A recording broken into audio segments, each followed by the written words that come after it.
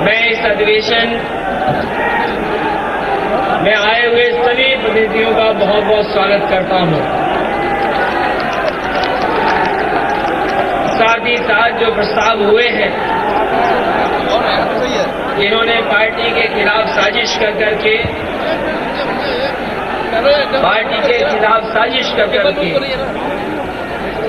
न केवल पार्टी का नुकसान करने का काम किया उन्होंने,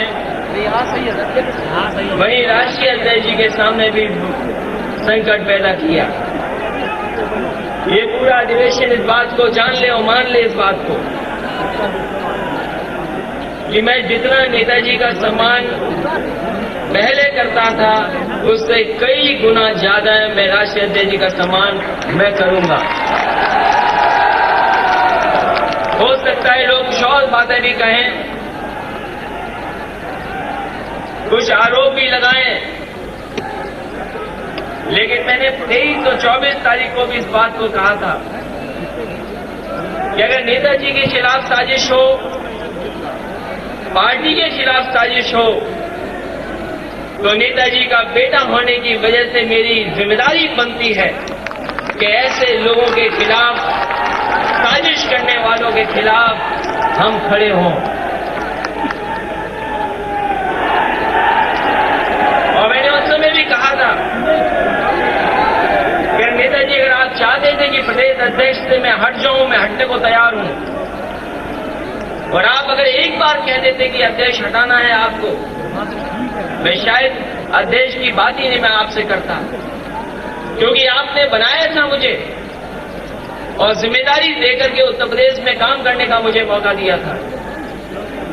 और उस समय भी जो आपके साथ बैठे थे, जब लेटर पत्र टाइप होने में समय लग रहा था, उन्होंने अपनी ऑफिस से टाइपराइटर मंगाया था।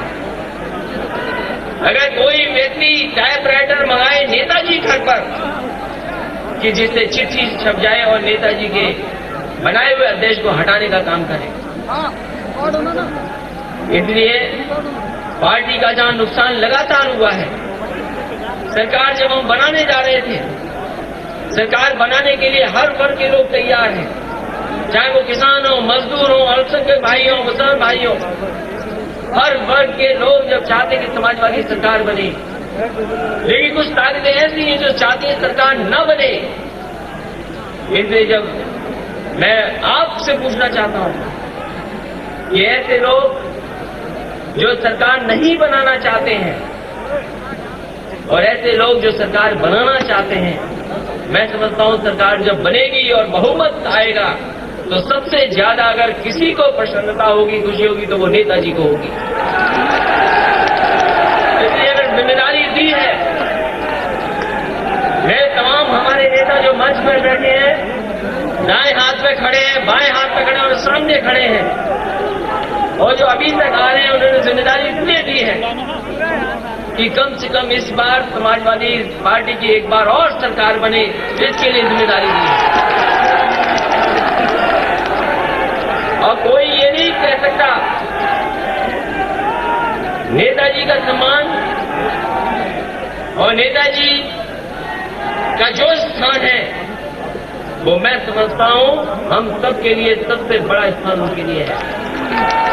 लेकिन क्योंकि ये 3 महीने 4 महीने बहुत महत्वपूर्ण है, न जाने कौन मिलकर के क्या फैसला करा दे, न जाने कौन मिलकर के क्या टाइप करवा करके उनसे कार्रवाई करा दे। मुझे पता है जब संदेश आया मेरे पास, एक आया संदेश देने, तो उस समय जितने लोग बैठे थे, मैंने उसी समय कह दिया ये जो संदेश आया कोई अच्छा संदेश नहीं होगा इसके अंदर। और जब पत्र खोला तो उसमें नोटिस मिला था मुझे, अरे आपको भाई यादव जी को नोटिस मिला था। और 10-15 मिनट बाद पता लगा कि हम दोनों को पार्टी से निकाल दिया गया। मैं अपने तमाम विधायकों का धन्यवाद दूंगा, तमाम कार्यकर्ता नेताओं का और साथियों का धन्यवाद दूंगा, जिनकी वजह से पार्टी का मनोबल अभी तक कम नहीं हुआ है। ये जो ताकतें हैं जो समाजवादी पार्टी को कमजोर कर करके और जो प्रदेश और देश को क्रिमिनल रास्ते में ले जा रहे हैं, उनके खिलाफ ये समाजवादी पार्टी ने हमेशा काम किया है।